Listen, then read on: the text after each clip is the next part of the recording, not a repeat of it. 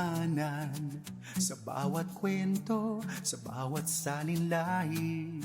May balita at aral, gabay sa ating buhay. Sa hirap at saya, ikaw ay naririyan. Kaagapay namin sa bawat hakbang. Tinig ng katotohanan, siyang kasama mo kailanman. Pag-ibig ni Kristo, ating sinisigaw. Kaagapay ng bawat Pilipino.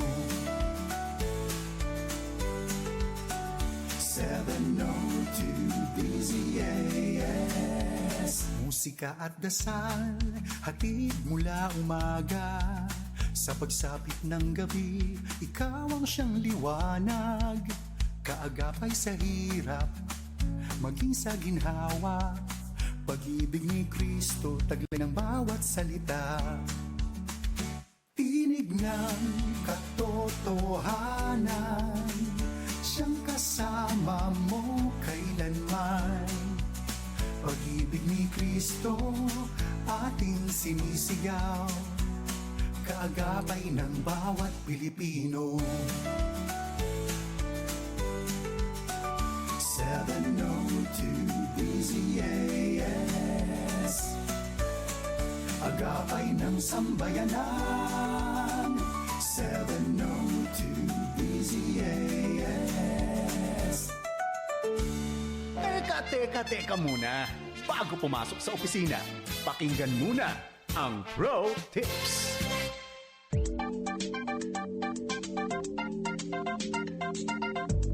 Ano nga ba ang susi ng pamumunang may paninindigan at tapang na kailangan natin sa ating buhay at trabaho? May magandang paalala sa atin sa Joshua chapter 1 verses 7 and 8 tungkol sa kahalagahan ng lakas ng loob at katapangan. Ang sabi dito, only be strong and very courageous, then you will make your way prosperous, and then you will have good success. Magandang araw, ako si Maloy Malibiran sa Lumbides para sa Pro Tips, partner mo sa inspiradong trabaho at negosyong umaasenso. Ang tagumpay ay para sa may tibay ang kalooban. You need courageous leadership to succeed in life and in business. At paano natin ito isa sa buhay? Una, tandaan mo, real courage is not the absence of weakness but the ability to overcome it. Ang tunay na katapangan ay hindi kawalan ng kahinaan. Lahat tayo ay may weakness. Lahat tayo may flaws. Ngunit, hindi mo hahayaan na pigilan ka ng iyong weaknesses para abutin ang iyong mga mithiin. Ang pagkilala sa iyong kahinaan at kakulangan ay isang hakbang tungo sa katapangan. To overcome these weaknesses is real courage. Pangalawa, real courage is recognizing your need for others. Katapangan din ang pagkilala na kailangan mo ang tulong ng ibang tao. We are stronger when we work with others. May mga bagay na natatakot tayong gawin kung mag-isa lamang tayo. Pero kapag may kasama na tayo, lumalakas ang ating kalooban. Draw courage from the people you value and trust. At pangatlo, real courage is possible in Christ. Maraming bagay sa trabaho at buhay natin ang hindi tayo maglalakas loob na gawin kung nakatuon tayo sa sariling lakas lamang natin. But focus on who God is. Focus on what Christ has done for you, and you will be courageous to face life's challenges. Isa sa mga battle cry ko sa tuwing ako'y panghihinaan ng loob ay ang Philippians chapter 4 verse 13. I can do all things through Christ who strengthens me. Kapag kailangan mo ng tunay na katapangan, lumapit ka sa Diyos at sa Kanya ka humingi ng lakas ng kalooban. Kailangan mo bang maging matapang para harapin ang mga problema sa iyong trabaho at negosyo? Real courage is not the absence of weakness but the ability to overcome it. Real courage is recognizing your need for others. Real courage is possible in Christ. Para sa Pro Tips, ako si Maloy Malibiran sa Lumbides. Be a blessing in the workplace today.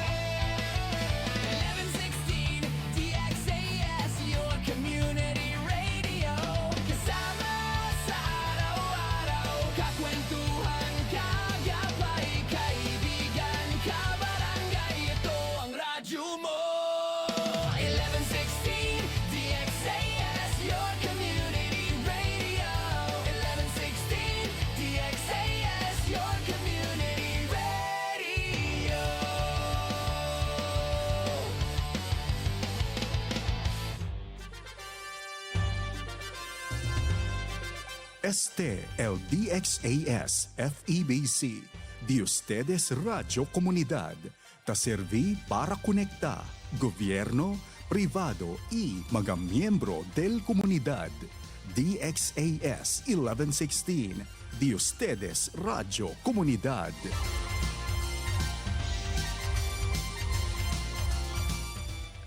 Ang oras sa buong Pilipinas, alas 7:06 na ng umaga.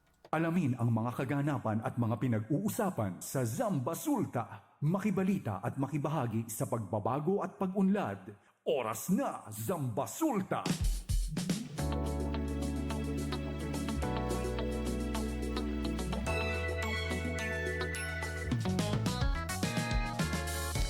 Isang mapagpalang araw sa lahat ng nakikinig sa 1116 DXAS, your community radio. Good morning, Ciudad de Zamboanga. Buenos dias a todo. Maayong buntag sa tanan, lalo na dyan sa Zamboanga, Sibugay, Zamboanga del Sur, Zamboanga del Norte. Kayo po ay nakikinig ngayon sa programang Oras na Zambasuta. Mapapakinggan niyo po ito Lunes hanggang Biyernes, alas 7 ng umaga hanggang alas 8:30. At ngayon po ay araw ng Thursday. Oo, bukas long weekend tayong lahat. Di ba masaya? Ayan, ngayon po ay Thursday, March 19, 2026. Ayan, napan ako. 2026, okay? Natakpan ko. Oo. Nagsasalita ka na, hindi pa kita ini-introduce. Excited ka? O, sige. Eto, kasama ko po ngayon ang ating kabarangay, Robin Soling. Bin, good morning. Ayan, syempre no, kasama rin natin ang ating kabarangay, si Sarah May Tulabing. ayusin Alam mo, mo. napansin ko, no, ang family name pala natin magkakuan lang, no? Nagra-rhyme. Jami. Sige, paano? Oo. Soling, Ah, Tulabing. Soling Tulabing. So, ang mga links. Oo, mga tapos yung links mga pangalan partner. natin naman, inuugnay naman sa mga tatakbo sa 2028.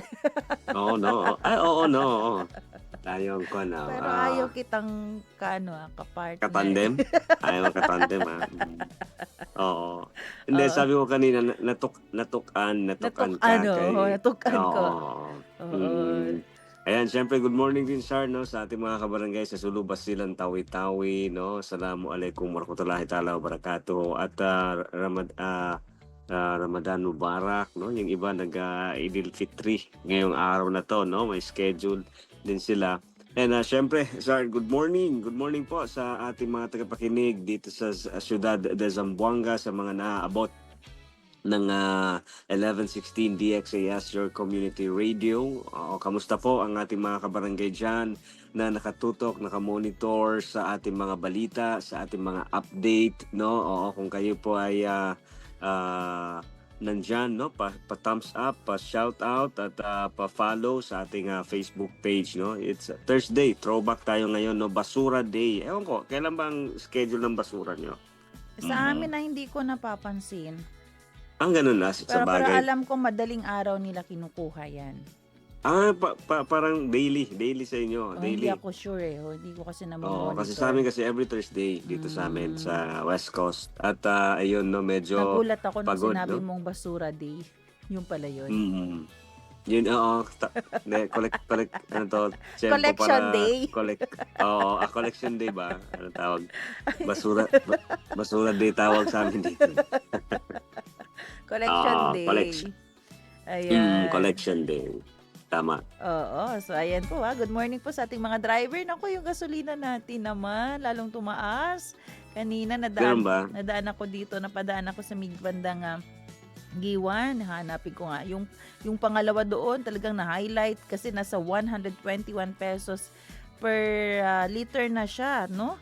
So, teka, check ko kung ano yung pangalawa doon sa signage. Hindi ko kasi memorize. Ayan, ito. Pero kanina nakita ko 121. Yan yung V-Power diesel. Yun. So, Shell. Oo. kahapon kung 114 siya, ngayon nasa 121. Ayan, power diesel. Yung Save diesel, nasa 115 ang pagkaalala ko kanina nung nakita ko. Ayan, so kapit lang po tayo. Hawak kamay lang po tayo. no, ang mahalaga sa mga ganitong panahon, lalo natin ipakita ang ating skills, paano tayo marunong magtipid, paano tayo nakaka-survive, no? Oo, lagi lang magtiwala sa provision ng Panginoon sa bawat isa sa atin. Pag mga ganito kasi, wala na talaga tayong matatakbuhan, wala na tayong magagawa. Sabi nga kahapon ng ating visitor from Department of Energy, no, yun yung pinunta natin kahapon sa City Hall, may supply naman pa talaga ang Pilipinas kahit ang Zamboanga. Kaya lang hindi na talaga natin mapipigilan ang pagtaas ng presyo dahil nakabase lang rin tayo sa tinatawag nilang worldwide price. So, walang dapat ikabahala dahil may langis, may gasolina. Ang ikabahala lang natin yung pagtaas ng presyo nito. Presyo. Oo. So, let us all be kind sa mga panahong ito. Bakit? Kasi syempre, kailangan natin intindihin ang bawat isa. Ano ang pwedeng gawin para sabay-sabay naman tayo makasurvive, no, sa mga ganitong pagkakataon. So, ayan po ha. Nako. Hay, hawak kamay, kapit lang sa Panginoon. Hinga ng malalim. Hinga ng malalim. Ayan. Oras natin, 7:12 ng umaga. Siyempre, samahan niyo po kami hanggang mamaya, 8:30. Pag-uusapan po natin mamaya with Professor Arnel Golen Sanchez. Ito nga, kasi kahapon din, nagpatawag sana ng attention si ABC President Sir Jordan Evangelista, no, para pag-usapan yung ginawa na pag-rebuke ni Mayor sa mga ilang empleyado ng City Hall last Monday at gumamit nga ng mga bad words, no? So, narinig kasi yun ng lahat at ang ibang outlet ay naka-live din that time. So, gustong ipa-call out. So, ngayong pag-uusapan natin, to be fair naman talaga, no?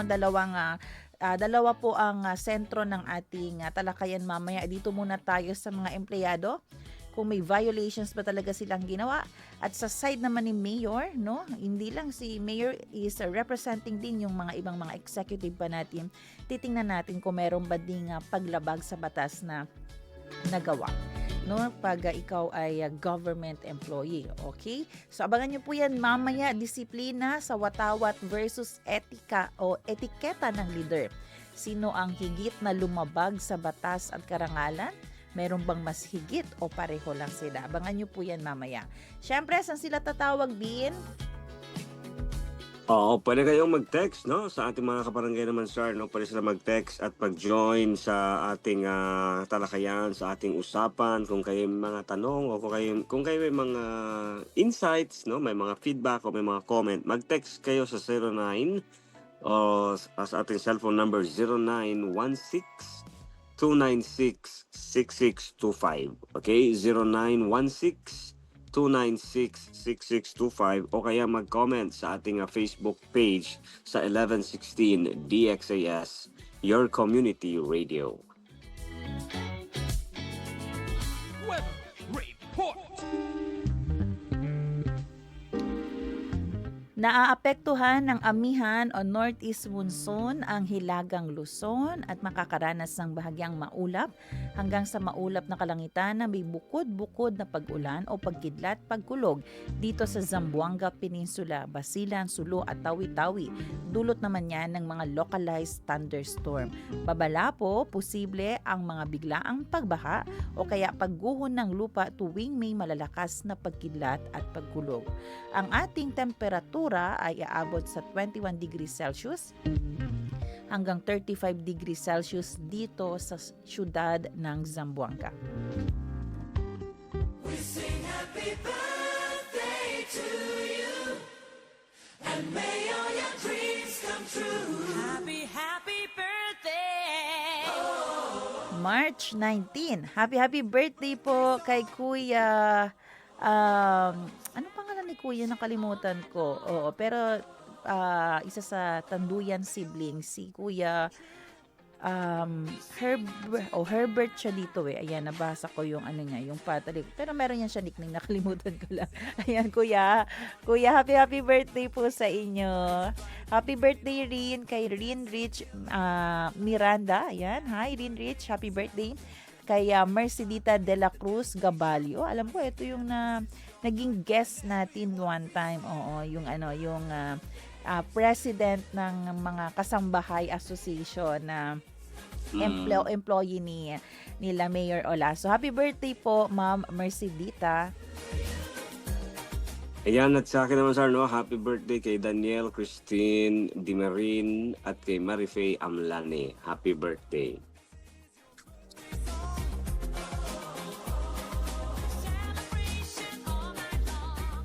Salita at tanong ngayon.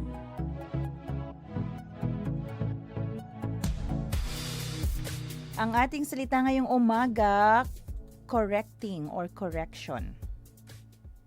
Sa Tagalog, pagtutuwid. Natsavaka no takurihi. Sa Bisaya o sa Atausog, no, pagpinturo. Bisaya, pagpanton. Ilonggo, pagbadlong. Ayan. Tanong po natin tungkol sa ating salita ngayong umaga. Kasi nga, di ba Bin, ito nga yung issue natin ngayon. Ano ang iyong magiging reaksyon kung may nagtutuwid sa'yo? Yan.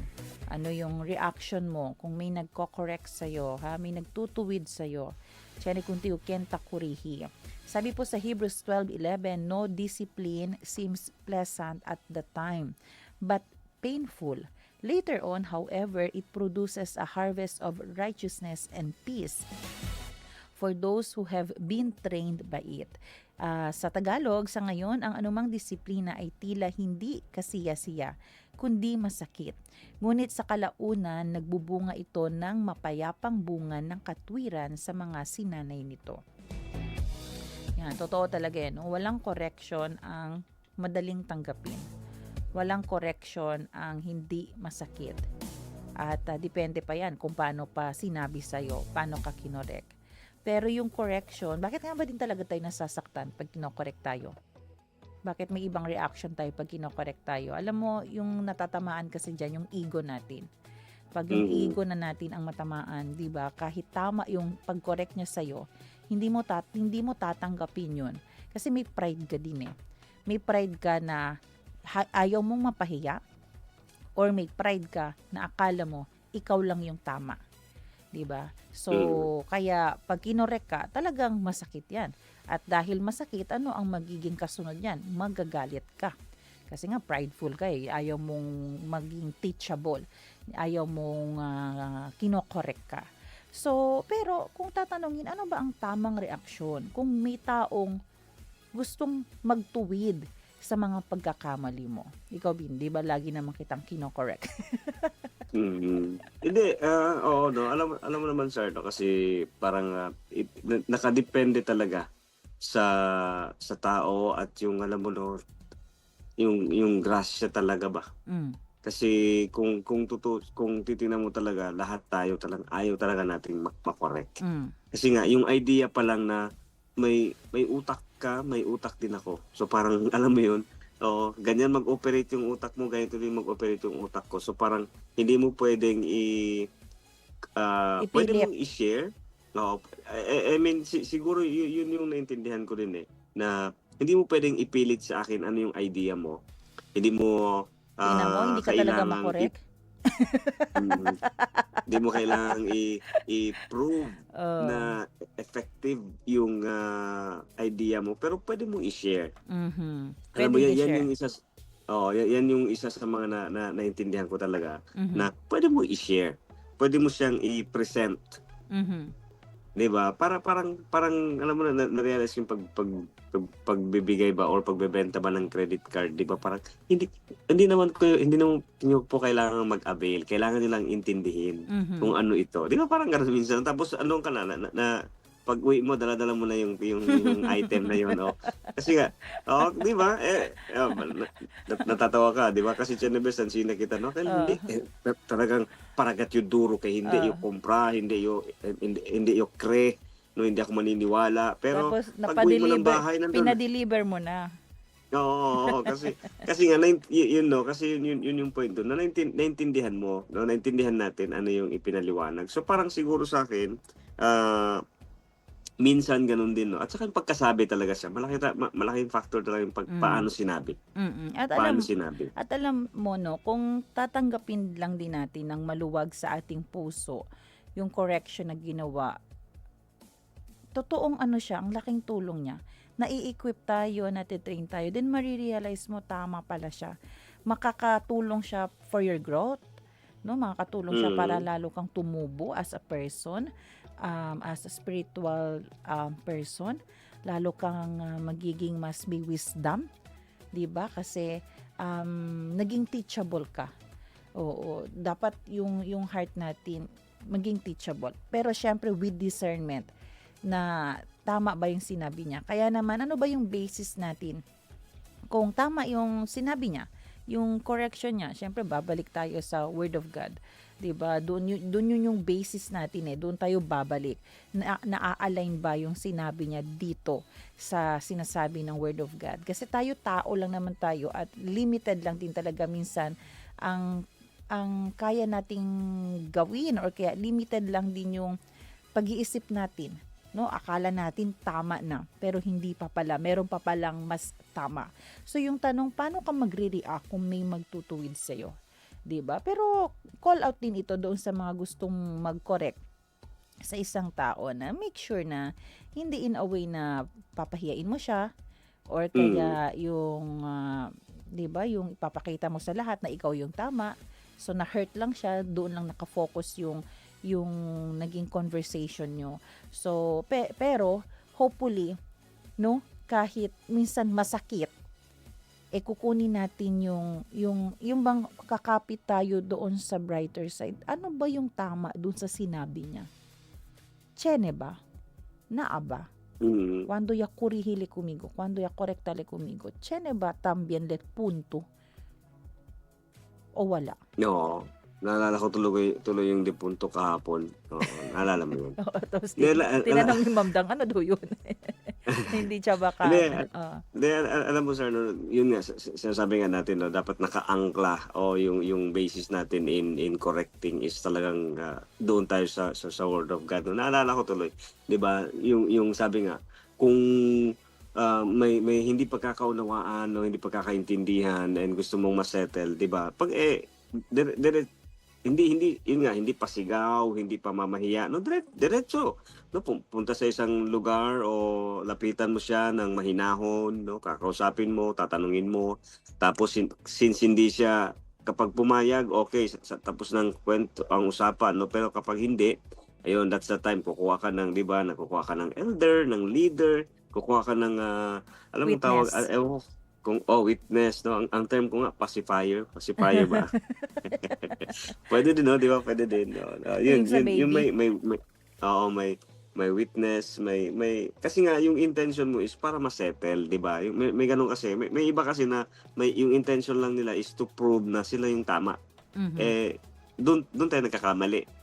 Pero kung yung point mo naman kasi is gusto mong ma-settle, gusto mong maayos kasi nga mahalaga yung relationship, no? At yung pinapaintindi mo lang ano yung nakita, ano yung gusto mong iparating. Di ba? I don't think so naman na. Alam mo sir, ako dati hindi talaga ako teachable, hindi talaga. Oo. Meron akong sariling na alam mo yun, dahil siguro din sa mga experience, pero dahil nga mas masaya kasi na nakakarinig ka o nakakaintindi ka ng bago ba, something new. Parang alam mo yun, oo, no, akala ko ganito siya, ganun din pala. Di ba? Masaya ang natuturuan at meron kang natututunan. Meron ako nabasa no sa isang commentary na hinalimbawa niya yung correction na not pleasing sa una, pero later on makikita mo na it leads you to righteousness and na-train ka. Parang isang atleta daw yan. Para sa kanila yung training, hindi naman talaga pleasant yan. Di ba? Hindi pleasing yan kasi nakakapagod yan. 'Di ba? Ano yan siya, na, masakit sa katawan at kung ikaw na lang sana talaga masarap na lang matulog.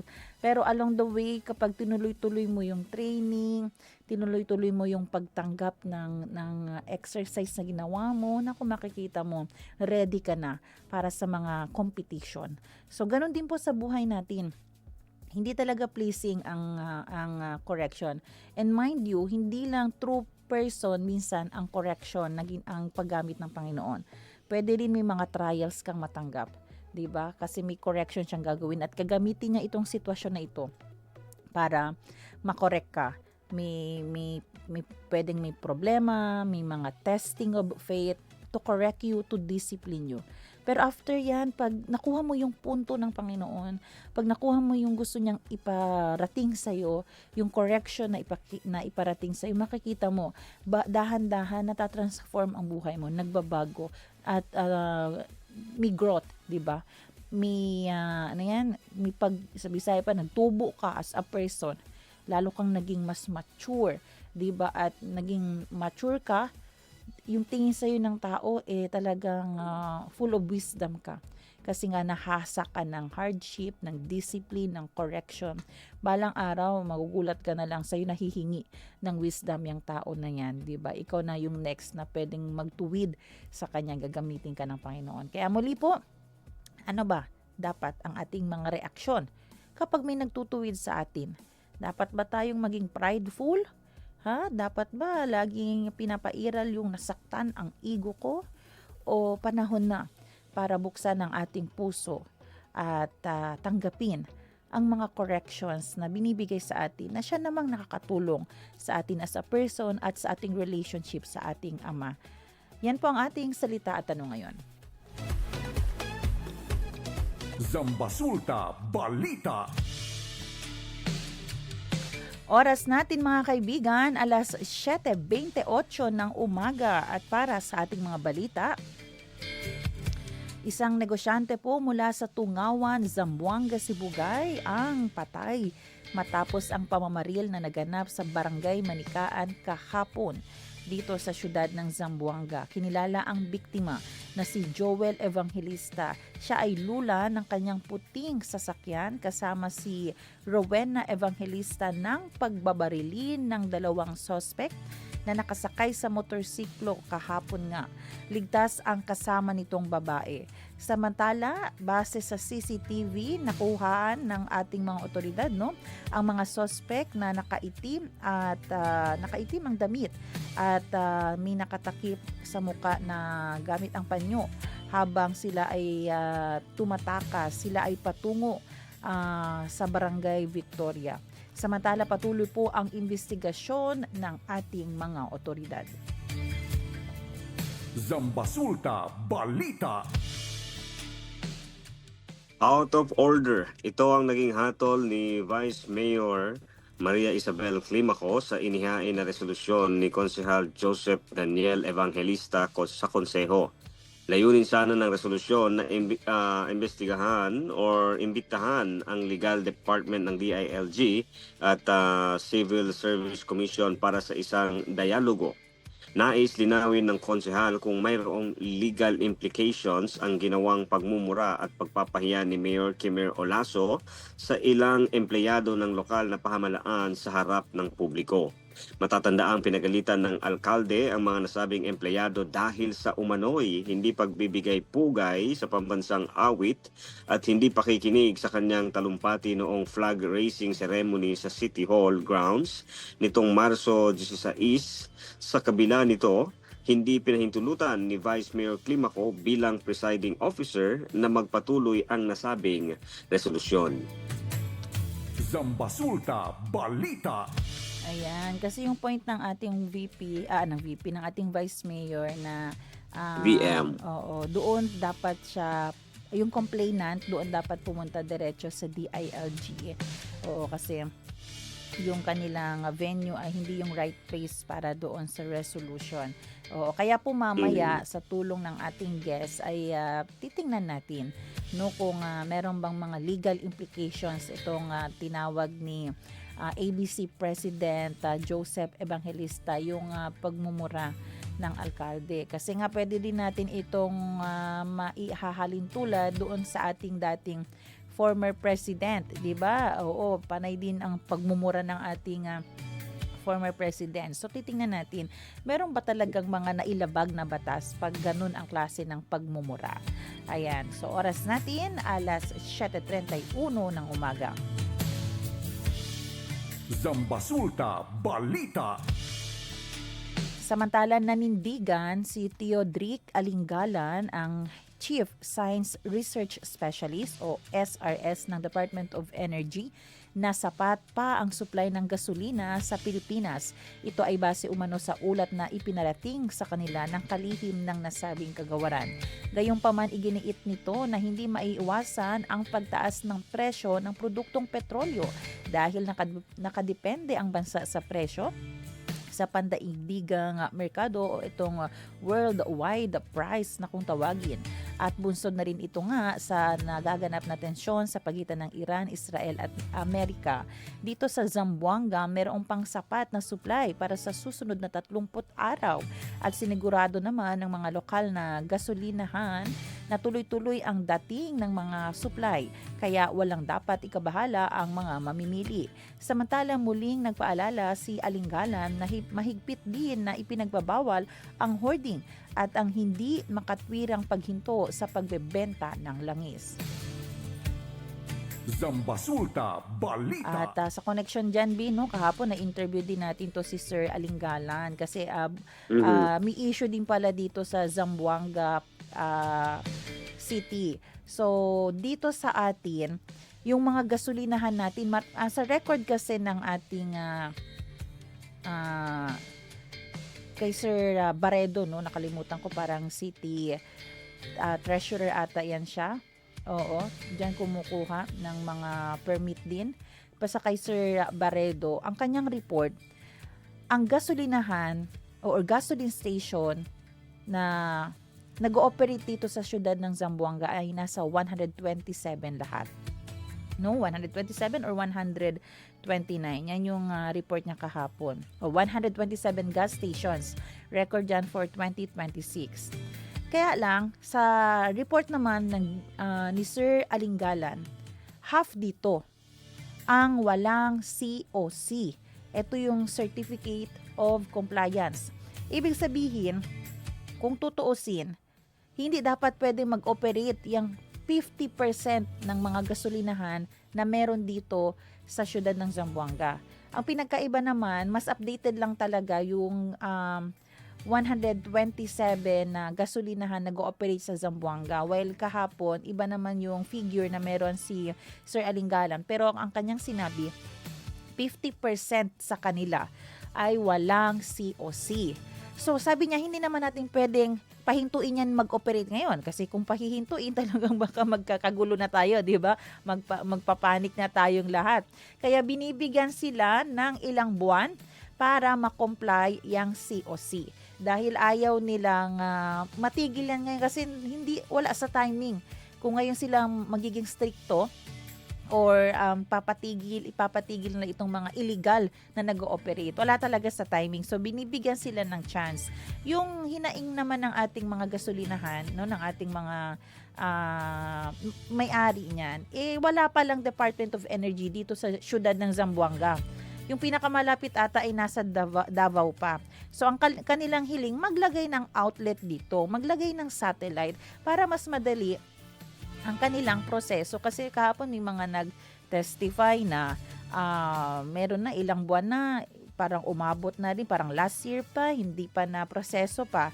No? Kasi nga mahirap din yung communication, yung processing, kung malayo pa. So, hopefully, babalik naman dito yung DOE after 2 months para balikan itong mga gasolinahan, no? At magawa na ng solusyon kasi 'di ba? Imagine mo 50% ang walang COC. Pero on positive side pala, nalaman din natin na out of 29 stations, kasi nag-i-inspect ngayon ang Department of Energy. So dito sa atin, meron na sila na-inspect sa Zamboanga na 29. No? Hindi lang malinaw kung Zamboanga Peninsula or Zamboanga City. Parang hindi pa masyado kabisado kahapon ng ating representative ang pinag-aiba ng CTN Zampen. Pero out of 29 stations, alam mo ba, meron 12 na gasoline station ang nag-voluntary reduction. Hindi lang siguro natin alam kung sino-sino yan kasi syempre hindi mo naman pwede ma-mention yan. Pero merong 12 gasolinahan ang nag-voluntary reduction. Ibig sabihin, nagbaba po sila ng kanilang presyo ng 0.50 centavos to 7 pesos per liter. So, yun yung kagandahan din pala. No? Hindi lang natin alam. Hindi talaga sila sumunod sa dapat na singil dahil sila din ay nagbigay din ng grace o ng awa. Pero sa side naman ng ating DOE, kasi syempre rather na mag-explain sila kung bakit nga ba ito ang presyo, mas mabuting nag-reduce na lang or nagbawas na lang sila ng kanilang sisingilin per liter. So yan po yung mga update natin dito sa Zamboanga. May supply pa. Hindi lang natin kontrolado ang presyo dahil nga sa syempre nagsitaasan din ang pag-order nito. Oo, pero may supply pa. Yan yung importante. So, ang atin, paano po tayo makakatipid sa paggamit ng ating gasolina ngayon? Zambasulta Balita. Ito naman in connection sa gasolina, inanunsyo ng Land Transportation Franchising and Regulatory Board o LTFRB na nasa 2,700 public utility vehicle o PUV operators sa buong Zamboanga Peninsula ang nakatakdang makatanggap ng fuel subsidy. Ang tulong pinansyal na ito ay bahagi ng programa ng pamahalaan upang pagaanin ang pasanin ng mga driver at operator sa gitna ng patuloy na pagtaas ng presyo ng mga produktong petrolyo. Ayon sa LTFRB, inaasahang sisimulan ang pagpapalabas ng nasabing ayuda ngayong buwan ng Marso 2026. Ang hakbang na ito ay inaasahang makakatulong upang mapanatili ang maayos na operasyon ng pampublikong transportasyon sa rehiyon at maiwasan ang anumang biglaang pagtaas ng pamasahe na maaaring magpabigat sa bulsa ng mga commuter. Pinapayuhan ang mga benepisyaryo na makipag-ugnayan sa kanilang mga kooperatiba o sa regional office ng LTFRB para sa mga kaukulang detalye at requirements sa pagkuha ng nasabing fuel subsidy. Zambasulta Balita. Samantala, mas malala at mas delikado ang epekto sa katawan ng tao ang paggamit ng saba-saba drug kumpara po sa iba pang mga kilalang illegal na droga. Ito ang kinumpirma ni Investigation Agent 5 Marvin Santos, ang officer ng PIDEA Zamboanga City. Ayon kay Santos, mabilis ang pag-atake nito sa sistema ng tao dahil sa loob lamang ng 1 hanggang 2 oras matapos gamitin, pwede nang makaranas ang biktima ng labis na epekto kagaya po ng paglalaway, pagbula ng bibig, seizure, pagbabago ng ugali at maaari ding makaranas ng pagkahimatay, hallucinations at matinding kalituhan at matinding kalituhan sa sinumang gagamit nito. Dahil sa mga nakakatakot na side effects, tinaguri ang zombie drug ang saba-saba dahil ang itsura at kilos ng gumagamit ay tila kawangis ng isang zombie. Nagbabala rin si Santos na kapag hindi agad na agapan, direktang maapektuhan ang utak at puso ng biktima na maaaring humantong sa kamatayan. Ang isa pa sa mga hamon na kinahaharap ng mga otoridad ay ang hirap sa pagtukoy ng eksaktong formula at dosage ng droga dahil madalas itong binabago ng gumagawa.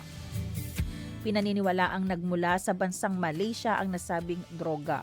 Aminado ang PIDEA na mahirap itong i-regulate dahil sa contactless na paraan ng transaksyon kung saan hindi nagkikita ang buyer at seller.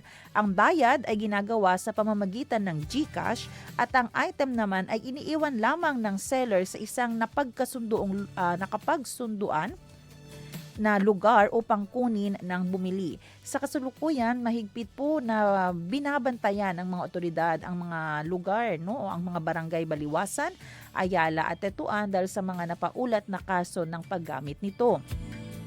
Nagpaabot naman ng panawagan si Santos sa mga magulang na mas higpitan ang pagbabantay sa kanilang mga anak. Mensahe naman niya sa mga kabataan, tigilan na ang pagsubok sa drogang ito dahil buhay ang nakataya rito. Paalala pa ng PIDEA, pwedeng maharap sa mabigat na parusang pagkakakulong ang sinumang mahuhuling nagbebenta ng nasabing illegal na substance. Zambasulta Balita. Nangunguna ang lalawigan ng Tawi-Tawi sa listahan ng mga lugar sa Pilipinas na may pinakamataas na bilang ng mga mag-aaral na nahihirapang magbasa. Batay sa Comprehensive Rapid Literacy Assessment o CRLA para sa simula ng school year 2025 to 2026, lumalabas na 75.60% ng mga bata sa Tawi-Tawi Schools Division ang kabilang sa mga struggling readers. Maliban sa Tawi-Tawi, pasok din sa top 5 ang iba pang mga lugar sa Mindanao na may mataas na porsyento ng mga mag-aaral na hirap sa pagbasa. Kabilang dito ang Maguindanao del Norte na may 65.38%, Special Geographic Area sa North Cotabato 64.49% at ang ating lugar o ang ating lungsod ng Zamboanga na nasa ika-4 na pwesto na may 60.72% o 72%. Panglima naman ang Sarangani na may 60.57%. Ang datos na ito mula sa EDCOM 2 ay nagsisilbing panawagan para sa mas mabilis na aksyon at mga programa mula sa sektor ng edukasyon upang matulungan ang mga kabataang mag-aaral sa ating rehiyon na mas mapataas ang antas ng kanilang karunungan sa pagbabasa. Zambasulta Balita. Ayan, pagdating bin sa struggling readers, ang highest na may mga bata o may mga estudyante na nag-struggle actually bin pasok ang Zambasulta. Number 1 sa buong Pilipinas na may mga batang may struggle sa pagbabasa ay ang Tawi-Tawi. Top 1 sila. Ang Zamboanga City ay nasa top 4. Ang Sulu ay top 6. Ang Lamitan ay top 8 at ang top 9 ay Basilan. So ang dami natin dito sa Mindanao at pasok nga ang Zambasulta. Kahapon naman ay naglabas din ng report, no? Ito naman ay base sa Operation Timbang Plus report as of March 25, 2025. Ito po yung top 10 provinces na may stunting prevalence. O ito po yung mga tinatawag natin na bansot, no? Yung mga maliliit. Okay? Ang pinakamataas sa buong Pilipinas na may pinakamarami pong problema ng stunting ay ang Basilan, top 1. 20.42%. Sumunod po ang Tawi-Tawi na 16.96%. Naalala ko tuloy nung nabasa ko ito kahapon, tama yung sinabi ng ating partner agency na National Nutrition Council. Sila ay ating laging nai-interview every third Monday of the month. At kanilang inuulit, pinapaliwanag lagi na kapag walang mabuti or saktong nutrisyon na pinapakain sa mga bata na nagsisimula pa lang doon sa breastfeeding, dapat kompleto dapat ang 1,000 days. Ano ang pwedeng side effect niyan? Stunting, pagkabansot, hindi tutubo, hindi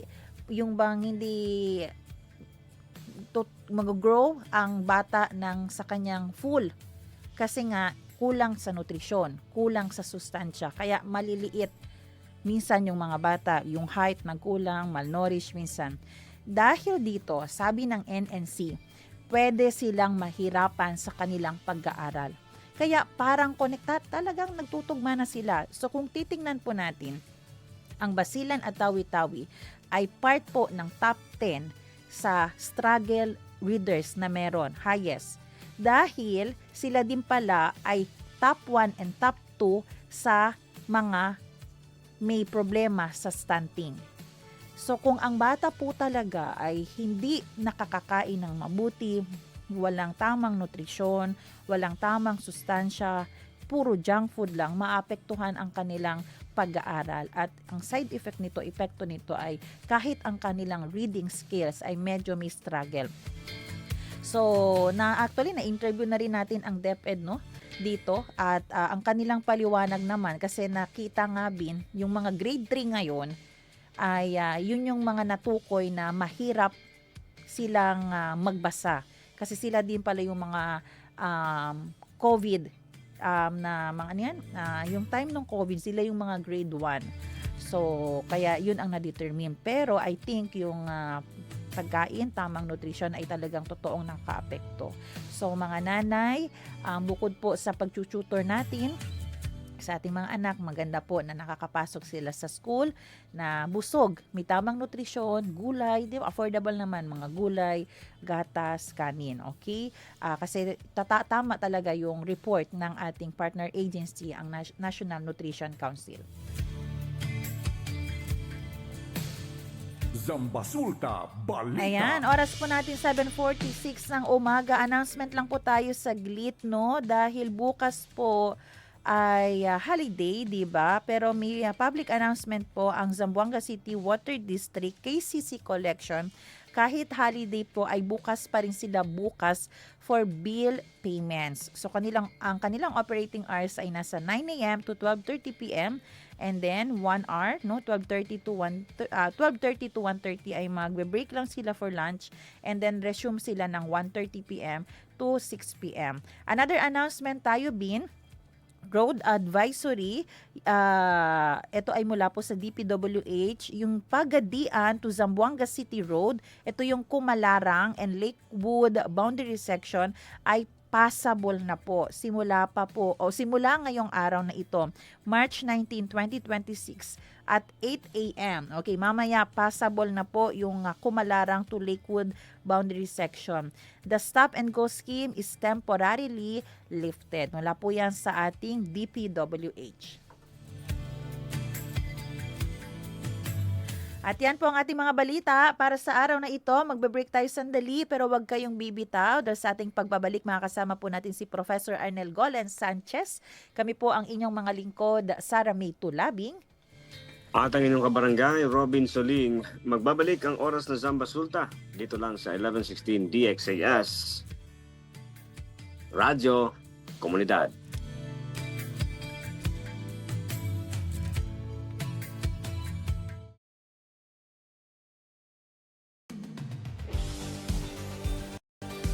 Hear what happens when lives encounter the transformative message of Jesus Christ on air, online, and on the ground.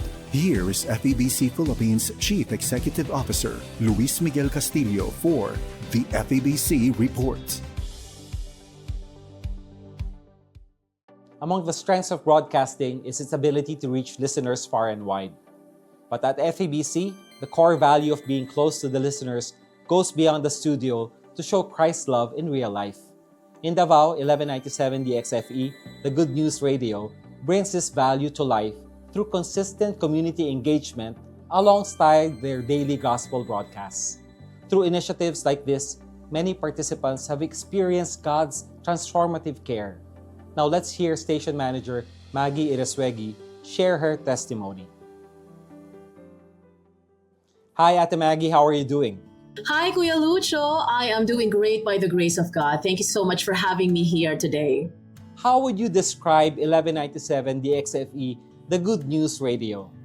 Since 1972, the past 54 years, ang mission po talaga ng DXFE is simple, to proclaim the Lord Jesus Christ and to make Him known, lalo na po sa mga hindi po naaabot ng traditional churches. Through radio, we bring the Word of God into homes para po sa mga estudyante, sa mga tindera, sa mga jeepney drivers, families, hospitals, and kahit na sa mga bundok. DXFE has been a voice of hope and truth and encouragement doon po sa mga medyo pagod na, sa mga sugatan. And 54 years later, hindi lamang po tayo radyo, but we are now using the internet as a platform for this mission. You know, DXFE, as we know you, serves marginalized communities, including IP groups, vulnerable women, farmers, and OFWs. What drives the station's focus on these people groups? Well, actually, Kuya, this is the example of our Lord and Savior Jesus Christ. Jesus always went to the marginalized, doon po sa mga poor, sa outcast, sa sinners na kagaya mo at kagaya ko, the broken. Kaya it is so natural for us dito po sa DXFE na ganun din po yung maging direction ng ministry namin. This is not just a strategy, Kuya, but this is our calling as exemplified by the Lord Jesus Christ.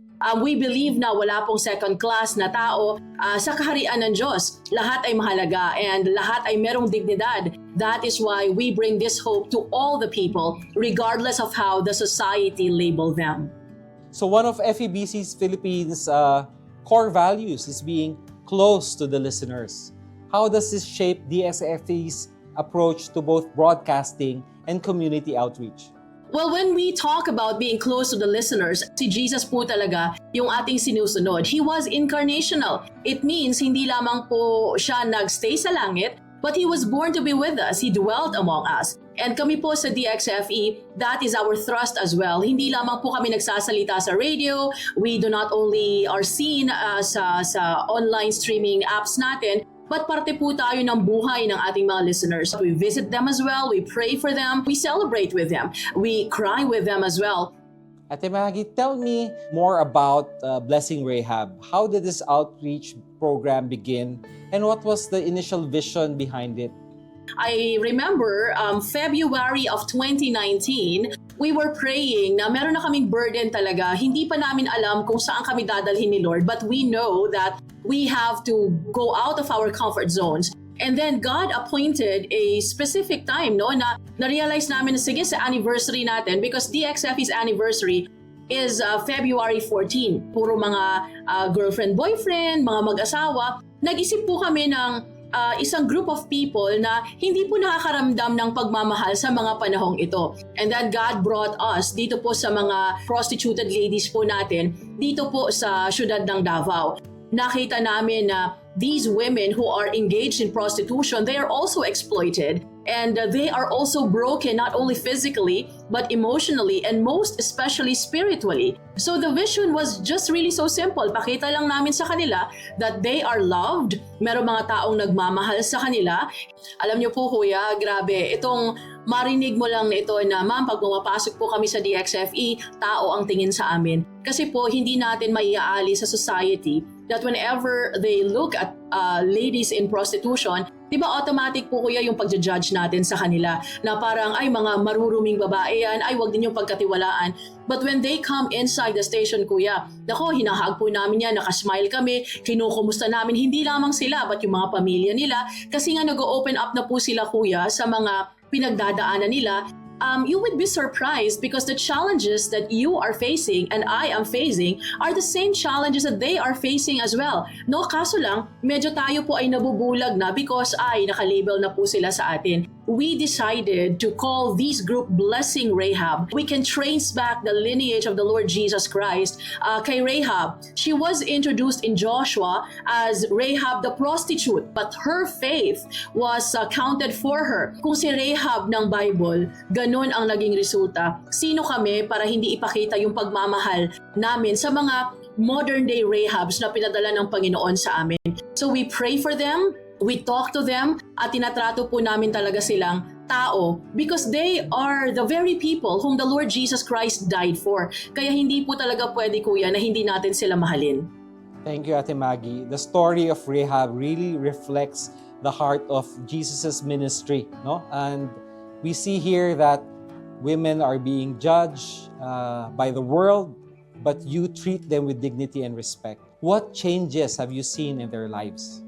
They were so reluctant in the beginning to come inside, but then later on, this is from fear to faith. Before nahihiya sila, they are so defensive na ganito lang ako. And ngayon kuya, they are so vulnerable already. Makita mo na talaga na slowly, they are being broken by God. And before, wala silang pakialam dyan sa worship na yan sa Bible na yan sa kantang yan. Pero ngayon po kuya, no, meron ka pong marinig ng mga nagkukwento na kahit na anong mangyari, a-attend ako ng prayer namin and Bible namin. Yun yung term nila. It's not really Bible study or praise and worship. It's prayer namin and Bible namin. Nung anniversary po natin kuya, you would be so touched. Sila po yung nag-special number habang kumakanta po sila ng Bisaya version ng The Goodness of God. Marami po sa kanila ang umiiyak. So we praise God because dahan-dahan na po talaga na pumapasok na po sa puso nila. Walang pilitan. Yes, transformation is really happening by God's grace and the work of His Spirit. 6 lang kayo sa team and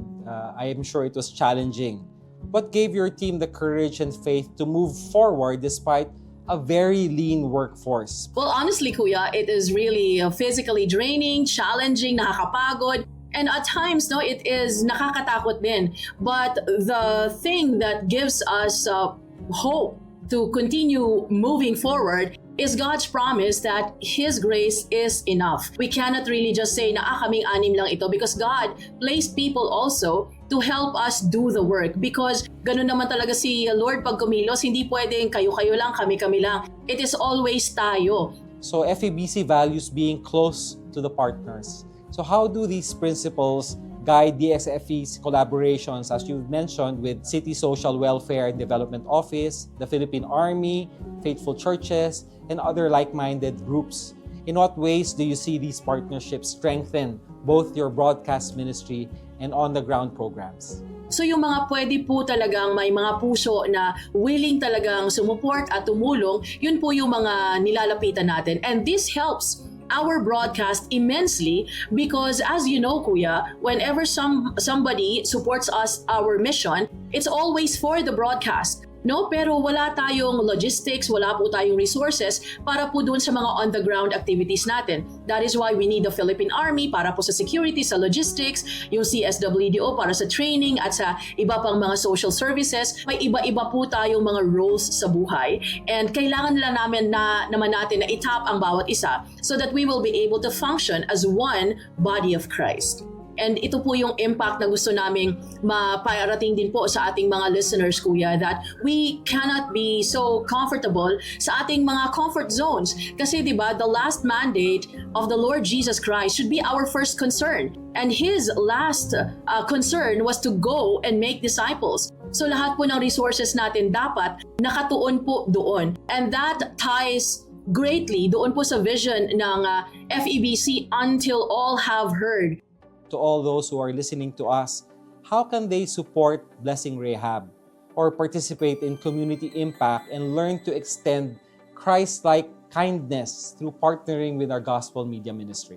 So I would like to talk to all of you na nakikinig at nanonood sa amin ngayon. The first thing that you can do, the most important thing that you can do is to pray for us. Hindi lamang po sa DXFE but sa kabuuan po ng FEBC. Because we are the spiritual frontliners and you are standing behind us, praying for us in this spiritual warfare. And you can also give in tangible ways. Hindi naman po lingid sa inyo that FEBC is a non-commercial radio network. So kayo po ang ginagamit ng Panginoon so that we can continue doing the broadcast. So you can pray, you can give, and you can partner with us. So I hope that you can actively be part of it because you are part of the family of DXFE, part of the family of FEBC.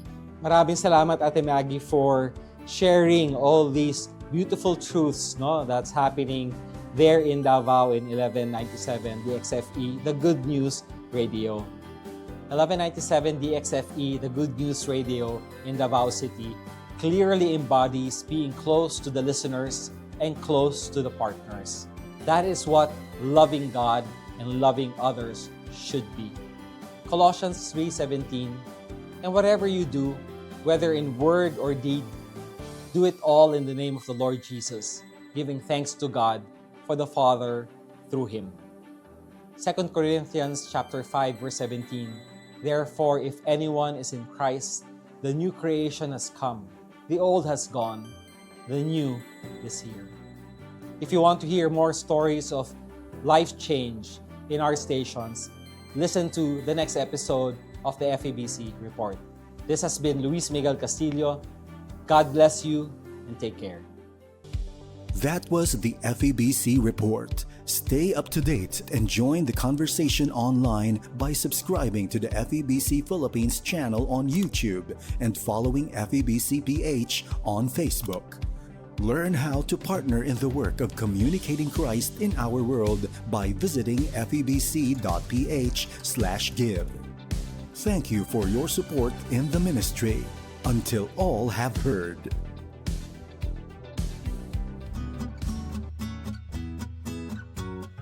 Uy, Mare, di ka maniniwala.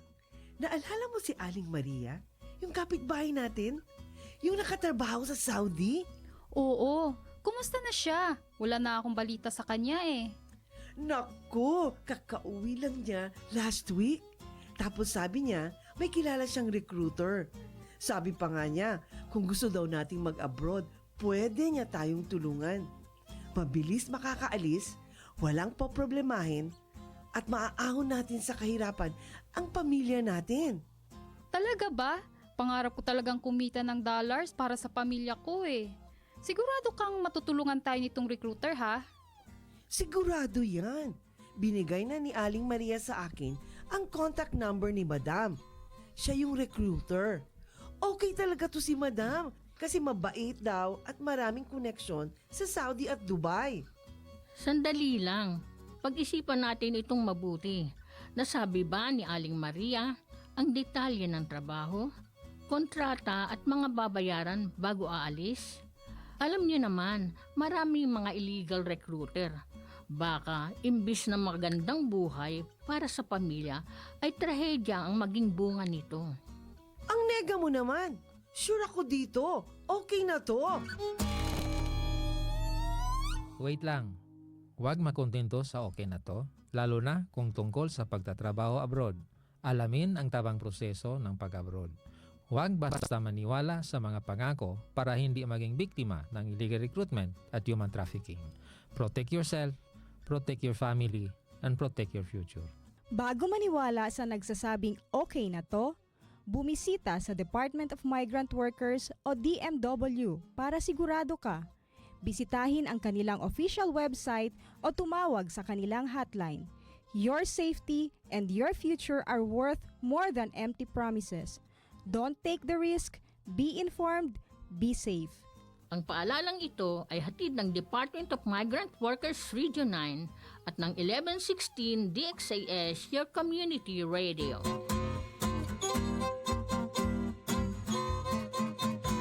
Ang estasyong ito ay matatag na katuwang ng kapisanan ng mga broadcaster ng Pilipinas. Nagdiriwang ng 50 taon ng matatag at tapat na pamamahayag. Oras na, Zambasulta! At nagbabalik ang oras na Zambasulta. Kayo pa rin po ay nakikinig sa 1116 DXAS, your community radio. Muli ako po ang inyong lingkod, Sara May Tulabing. Ang DXAS ay isa sa mga himpilan ng Far East Broadcasting Company at kasapi sa kapisanan ng mga broadcaster ng Pilipinas. Ang FEBC ay isang non-profit, non-commercial at donor-based radio station at dahil po sa katapatan ng ating Diyos at sa inyong partnership, tayo ay nagpapatuloy sa paghahatid ng mabuting balita ni Kristo. Inaanyayahan po namin kayong maging bahagi ng ating radio ministry. Pwede nyo pong iscan ang ating QR code o kaya ay mag-deposit sa ating bank accounts para sa inyong donasyon. At para ma-acknowledge namin ang inyong donation ay magpadala po kayo ng mensahe sa amin. Muli, maraming salamat sa inyong partnership at God bless. Oras natin, 8:04 ng umaga. Batiin ko po muna ang ating mga listeners, no? And Facebook viewers na nag-comment sa atin. Kay Ma'am Virginia Falsis, good morning everyone. Ayan, maraming salamat po Ma'am Virginia. And kay Sir Jojo Du Perez, good morning Zamboanga, Sitio de Flores, watching and listening from Arizona, USA. Ayan, ako maraming salamat po sa inyong pagtutok dito sa ating programa.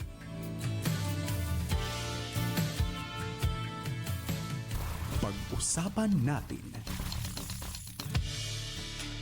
Naghati ang opinyon ng publiko, may mga nasiyahan habang may iilan naman ang hindi sumang-ayon sa paraan ng pagtutuwid ni Alkalde o Mayor Kimer Adan Olaso sa ilang empleyado ng City Hall noong araw ng Lunes sa gitna ng flag raising ceremony. Ito po ay matapos mahuli nga ng ating alkalde ang ilang mga kawani na umano'y hindi nagbibigay respeto o hindi nagbibigay pugay habang inaawit ang ating national anthem, ang ating Zamboanga Hermosa Hymn at gayon din sa oras ng kanyang talumpati. Dahil po dito sa harap ng buong kawani ng City Hall ay pinagalitan, minura at ipinakumpiska ni Alkalde Olaso ang mga ID ng mga nasabing empleyado. Bunsod nito, umani ng samot-saring katanungan ang insidente. Tama po ba daw ang inasal ng alkalde? Wala ba siyang nilabag na batas at sapat ba ang naging pagkukulang ng mga empleyado upang sila ay murahin at pahiyain nga sa harap ng ibang mga empleyado? Sa panig naman ng mga empleyado, ano nga ba ang kanilang nilabag na batas dahil sa hindi pagbibigay respeto habang tinutugtog ang pambansang awit ng Pilipinas? Makakasama po natin ngayon via Zoom ang ating eksperto sa batas, ang ating Professor Arnel Golen Sanchez upang talakayin disiplina sa watawat versus etiketa ng leader. Sino nga ba ang higit na lumabag sa batas at karangalan o pareho lang sila? Sir Arnel, good morning! Kumusta po kayo? Ma'am, good morning. Good morning. Maayong buntag sa lahat, lalo na dyan sa mga kababayan natin sa Mindanao, sa Zamboanga. At sa mga lahat po ng tagapakinig natin. Actually ma'am, isang mahalagang araw ito ngayon na mapag-usapan natin yung tungkol sa bagay na sa pagmamahal natin sa flag, lalo-lalo na sa pagrespeto na sa ating pambansang watawat. Oo nga po, kasi yung iba baka akala nila walang sinusunod na batas pagdating sa national anthem. Kaya po Sir Arnel, ito po yung unang tanong ko. Yung simpleng pagkikipagkwentuhan ba ng mga empleyado na nahuli ng aming mayor dito sa Zamboanga habang tinutugtog yung national anthem ay maituturing na paglapastangan o itong word na contempt sa pambansang simbolo sa ilalim po ng ating batas? Qualify ko lang ma'am. Yung word na lapastangan, mas malalim na kahulugan yan sa pambabastos o yung tinatawag nating disrespect. Pero sa kabilang banda, yung national anthem habang kinakanta ito o tinutugtog, marapat lang na bawat ang individual ay manatiling nakatayo. Hindi naman kinakailangan sumabay ka ng kanta. Pero ibig sabihin yung nag-uusap kayo, that is also a sign of disrespect sa national anthem natin. Hindi po sa flag ha. Magkaiba po yun. Kaya kina-qualify natin para malaman ng kababayan natin, iba po yung pambabastos sa mismong flag natin. Yes. Opo. Under the Flag and Heraldic Code of Ethics, Republic 8491, iba po yung pambabastos mismo doon sa flag natin at yung mismo doon during the flag ceremony. Magkaiba po yun. Pero ito matuturing natin ay may paglabag po na tinatawag na habang inaawit ang ating pambansang awit ay nag-uusap-usap. Remember na ikaw ay public employee. May paglabag din po dito sa Republic Act 6713. Yung tinatawag po nating Code of Ethics and Ethical Standard for Public Official and Employee. Yun po, So mamaya as we go on with our discussion, mahihimay-himay po natin at ma-remind po mga public official natin, mga guro, mga teacher at mga ordinaryong tao, ordinary citizen na may batas pala patungkol dito. At noong 1998 pa po ito, ma'am, nasa batas yung Flag and Heraldic Code of Ethics. Heraldic Code of the Philippines. Bukod po ba sa pakikipagkwentuhan, in what manner pa po na pwedeng makonsider binabastos mo ang habang inaawit ang national anthem? Yung niloloko mo yung mga wordings sa lyrics. At you are mocking, mismo yung ating national anthem hindi lang niloloko mo na yung mga wordings, binabastos mo pa direkta, no? At marami pang paraan. Yung lalo na ma'am yung pagsusunog ng plug. That is a crime. No? Marami ma'am na nakalagay diyan pagsusuot. Yung plug mismo, ginawa mong clothing, dinisplay mo sa sabungan o dinisplay mo kung saan sang sugalan.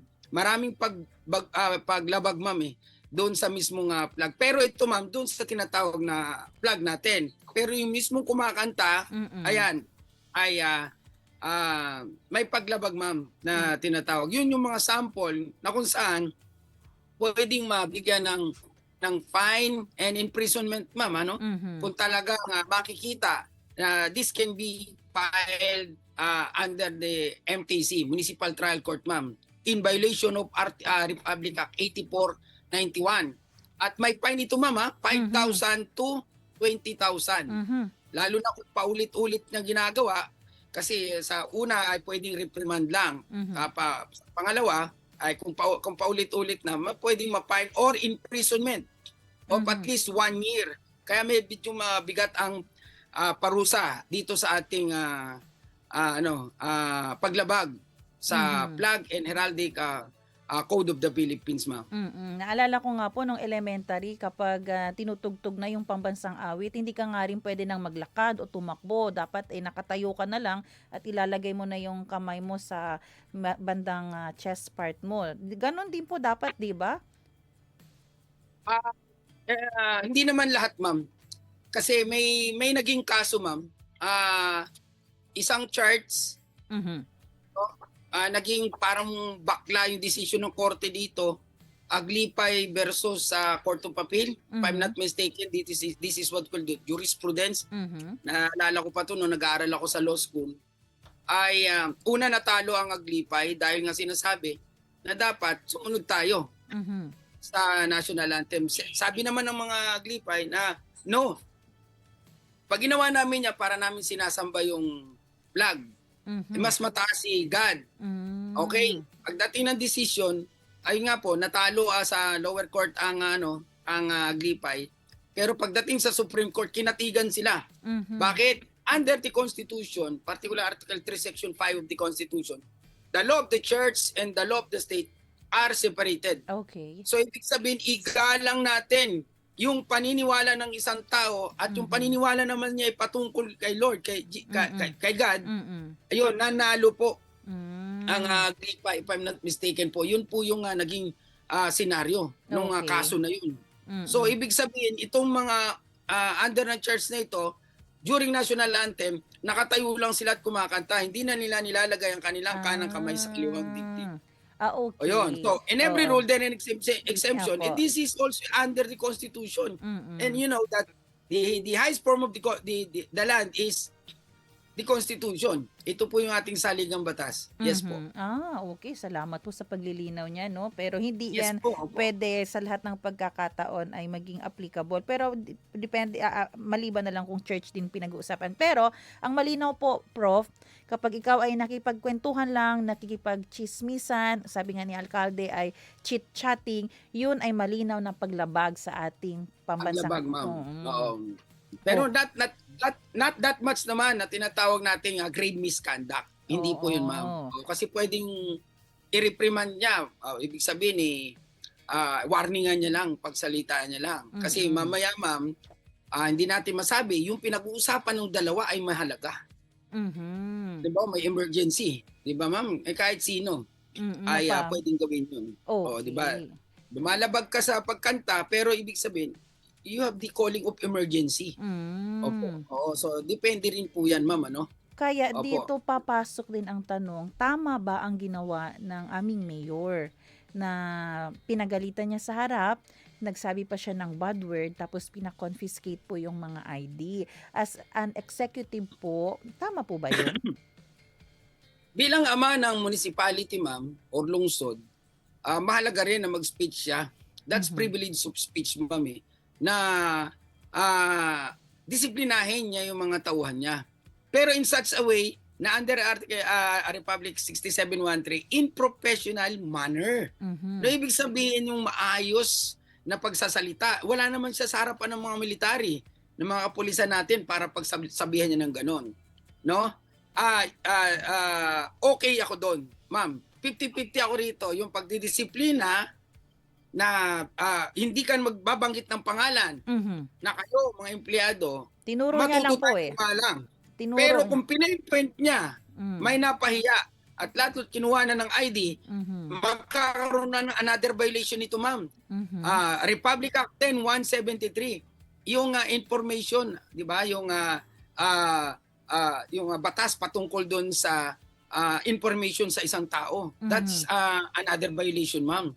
No, kasi hindi mo nga pwedeng kumpiskahin yun without, di ba? Dapat ang ginawa niya, pinatawag niya sa opisina, kinausap niya, binigyan niya ng notice of explanation, magpaliwanag kayo. Pero yung mumurahin mo yung isang tao, actually ma'am, sabi na Supreme Court, yung word na pagmumura, na yung PI ka, direkta, it is just an expression na lang. Oo, wala na pong sinasabing batas na pag sinabi mo yon ay makakasuhan ka ng oral defamation. Wala na yan sa Supreme Court. Pero kung rekta mo sasabihin niya at para ipahiya ang tao, ma'am, remember tayo ma'am, mga professional, pag minura tayo, walang kaso yan, ma'am. Walang kaso yan. Pero dahil sa kahiyang inabot natin, no, napahiya tayo sa mga kasama natin in public, doon na po magkakaroon ng kaso. Yan po, magkakaroon na to ng misconduct. No? Yung misconduct na tinatawag na pwede namang patawag ng mayor yun. Ano ba ginagawa nyo? Di ba sabi natin, ma'am, sa Article 3, Section 1, no person shall be deprived of life, liberty, and property without due process of law, nor any person shall be denied the equal protections of law. So, ibig sabihin, dapat may word na due process. Mamaya, kagaya na sinabi ko, yung pinag-uusapan pala ng emergency. Napipilitan lang pumasok yung tao dahil call of duty as empleyado. Pero at the back of her head, no, or their head, ay meron palang emergency. May problema pala sa bahay. Halimbawa, ma'am, ate, kuya, emergency, nasa ospital yung aking ganito ganon, pahiram naman ng pera, paalis ako. Hindi mo na mapipigilan ng tao nun, ma'am. No? Andun yung pagrespeto niya sa ating flag. Pero yung word na emergency, that's another calling. Pero hindi yun pambabastos, ma'am. Opo, Pero what if walang emergency? Talagang nag-uusap lang sila ng kung ano-anong bagay. Justifiable anger po ba yun? Ng aming mayor? Pwede ba? Hindi, ma'am. Iba po yung justifiable anger na sinasabi ng batas. Ang ibig po sabihin ng justifiable anger sa pagbatas ay pagtutulig sa pagkritics doon sa mga lalo na ma'am, sa mga corrupt official. That's another form of privilege speech. Na kayong mga ganitong tao, mga corrupt kayo, mga magnanakaw kayo, it has something to do with the duty or yung mismong yung sa departamento ng finance niya corrupt kayo. No, galit na at paulit-ulit tong ginagawa, ma'am. That's part of justifiable anger. Pero yung ganung gaganuhin mo yung tao, 'di ba? After all, pwede kang mag-file ng charge. 'Di ba? Sa Republic Act 8491 na may fine nga po ito na 5,000 to 20,000 or imprisonment or both fine and imprisonment. Depende dun sa ma'am, sa bigat ng kaso o nung ginawa nung tao. Yun nga, ma'am, kailangan dadaan pa rin sa due process. Pero yes, ma'am. ano daw po ang pinagkaiba nito sa ginagawa ng ating dating presidente na lagi pong nagmumura sa harap? Malaki po ang ginagawa, ma'am. Pinagkaiba? Kasi nagiging expression na lang ng dating Pangulo yung pagmumura niya. Pero wala siyang rektang sinasabi ang tao na PI ka, na minumura niya. Pag nagmumura siya, during speech, PI, in general. In general. Ngayon, pag mayroon siyang sinasabihan, minumura niya rekta, ma'am, kasi nakitaan niya ito ng pagiging corrupt o pagkakaroon ng violation sa ating saligang batas o sa iba pang batas na nakasaad. Malaking pinagkaiba nun, ma'am. Hindi dahil presidente at mayor. Ang mayor pwede naman siya magmura. Ako, ma'am, sorry sa sasabihin ko. Pag ako nagtuturo, minsan nagmumura ako. Kasi kailangan mong sabihin yon, part ng kaso, part ng krimen. Sample, nagsasaksak, nagpapaluan, nagpapatayan. Magmumurahan yan, ma'am. So kailangan mong sabihin yun. Wala namang taong mga tao na nag-aaway, I love you sinasabi. Sinasaksak, I love you, I love you. Pinapalo, I love you, I love you. Walang ganon. Opo. No, since ang estudyante ko criminology, first year pa lang, kumaga tinuturo na natin kung ano yung realidad, ano sinasabi ng batas, at ano yung pagdating sa reality, ma'am. Iba kasi yung word na idealistic, more on academic lang. But in reality, it's far different from academic, ma'am. Opo. Yes po. Halimbawa po, halimbawa yung ang mga empleyado na pagdesisyon na nila, gusto nilang magreklamo. Anong pwedeng fine, penalty, or consequence ang pwedeng mangyari po sa aming alkalde dahil sa violation na nagawa niya po?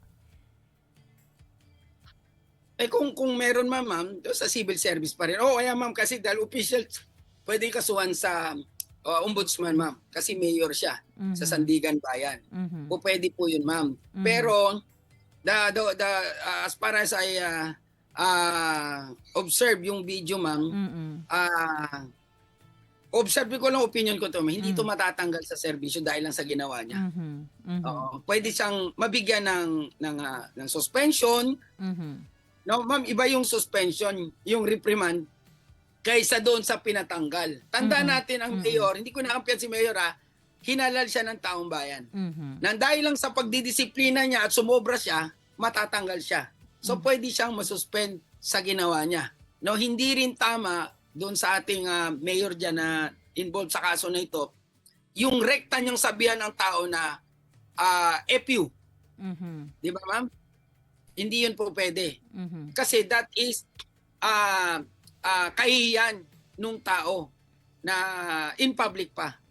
Na nilagay niya na yung batas sa kanyang kamay na pwede niyang bigyan ng administrative sanction, ma'am. Case, ito yung sinasabi ko na there is always an exhaustion of remedy. Ano po yun?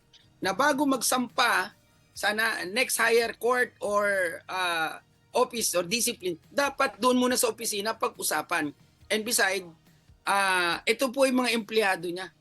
So ibig sabihin po ganito, magre-reflect sa mayor kung ano ugali at karakter ng meron ng mga empleyado.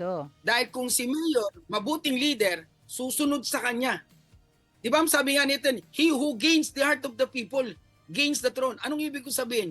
Pag ikaw tao, nire-respeto ka, nagsalita ka, yung tao, ma'am, hindi mo kailangan i-command. Voice mo pa lang, pagtayo mo pa lang, nire-respeto ka na. Ito yung madalas yung sinasabi ko sa estudyante ko, huwag nyo akong katakutan. Irespeto nyo ako. Kasi pag nirespeto nyo ako, may takot. Pero pag takot kayo sa akin, wala yung respeto doon. Bakit? Pag talikod ko, mumurahin nyo rin ako. Kasi yun po yung realidad. That's the beauty of this discussion, ma'am. I love to discuss this, ma'am. Lalo na itong ating pagmamahal sa plug. At kahit saan ako mapunta, pag may napansin ako, sira na yung plug, palitan agad yan, ma'am. At yung pag-place ng plug sa stage, sa office, may pangaparaan yan, ma'am. At reminder natin, dapat mamaya ako pa ito sasabihin. Sa mga mahal nating kababayan, hindi po pwedeng gawing damit yung tawag dito, yung Philippine flag natin, tablecloth. This is a gross disrespect sa ating flag na hindi naman dapat talaga under the Flag and Heraldic Code of the Philippines, ma'am. Ang intindi ko rin pwede din masuspindi yung mga, kung halimbawa mapatunayan na talagang wala namang sense yung pinag-uusapan nila habang tinutugtog ang national anthem, pwede rin po sila masuspindi, no? So if ever pwedeng masuspindi yung dalawa. Ang itong mga empleyado at itong mayor, pwede pang ganyan? Yes, ma'am. Kasi nagkaroon ng pare-delicto Both parties are in fault. May nagkamali na, kumbaga, i-resolve pa ng another pagkakamali. Hindi naman pwedeng sasabihin nung empleyado, nagkamali po kami. Paano naman yung pagkakamali yung mayor? Sasabihin ng mayor, una kayo nagkamali. No, it's not. Leader ka Di ba? You must set a good example to your subordinate. Sabi ko nga, ibig sabihin ng leadership, ma'am, to serve other, not to be served. Yun po yun Dapat tayo magsilbi. And under the professionalism ng Republic Act 6713, yung Code of Conduct and Ethical Standard for Public Employee, Public Official and Employees. Yun ang matibay na sinasabi doon, ma'am. Sumunod. Dahil otherwise, you will be charged and anybody can file a charge against you under the Civil Service Commission. Opo. Ayan. Prof, siguro po yung tanong na lang din dito dahil ang alam ko ang pinaka-updated dyan nung na-confiscate ng ID, pumunta naman yung mga empleyado na humingi na ng sorry kay Mayor at nanindigan ng aming alkalde na talagang hindi pwedeng hindi nyo respetuhin ang national anthem. Pero sa kabuuan, Prof, ano po siguro yung lesson na lang pwede natin makuha dito at ano po yung panawagan nyo sa ating mga tagapakinig? Kasi for sure, ito ay hindi lang naman applicable sa mga government employee. Kahit tayo bilang pribadong tao ay for sure, tayo ay napapailalim sa batas na ito. Simple lang naman ang ating ma'am, ang ating maipapayo sa ating mga kababayan yung pagrespeto sa ating bandila dapat hindi basta nirerespeto dahil nakikita natin yung ating bandila o kinakanta. Hindi ba tayo kumbaga goosebump na kinikilabutan pagka ang ating national anthem ay tinutugtog sa ibang bansa? Na tayo kahit sa sulok ng mundo, we are proud. Yun yung binibigay na karangalan sa atin ng ating bandila. Lalo na't nagre-reflect kung ikaw ay empleyado, marapat lamang na ikaw ay sumunod. Doon naman sa mga leader natin, kung may makita tayo na lumalabag ng mga empleyado natin, marapat lamang na bigyan natin sila ng kumbaga hear before it condemn, ma'am. Ito yung madalas ko sinasabi sa due process. Parang mga bata, pag nagkaroon ng kasalanan, hindi agad palo. Kailangan alamin mo muna, anak, ba't mo ginawa yon? Bago ka maghaton. So, as simple as that lang, ma'am, no?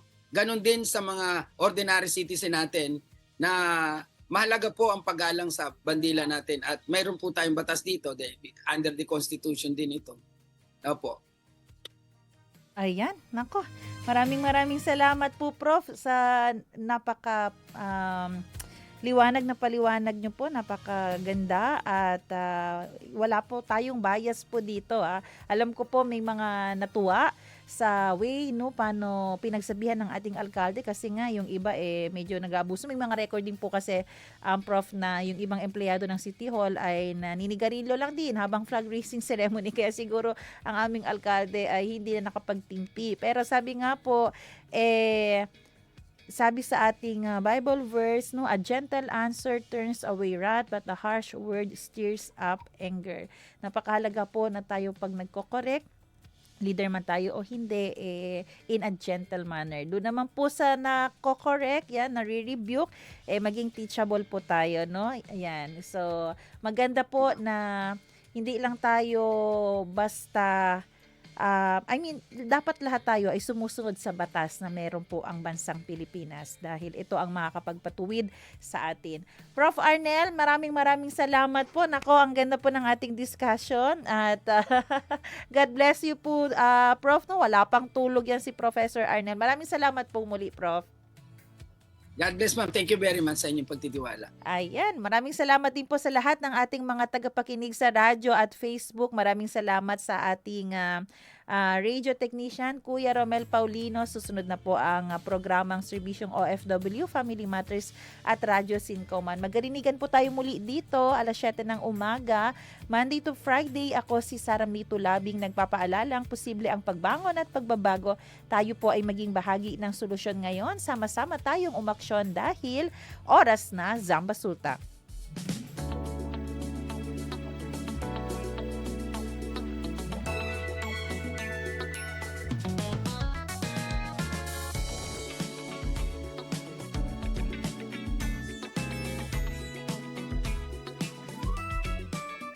Oras na Zambasulta. Inyong napakinggan ang programang Oras na Zambasulta. Para sa mga komento, mensahe o suhestyon, tumawag o mag-text sa 0916-296-6625 o sa 0998-844-1410. Paano nga ba naipapasa ang HIV?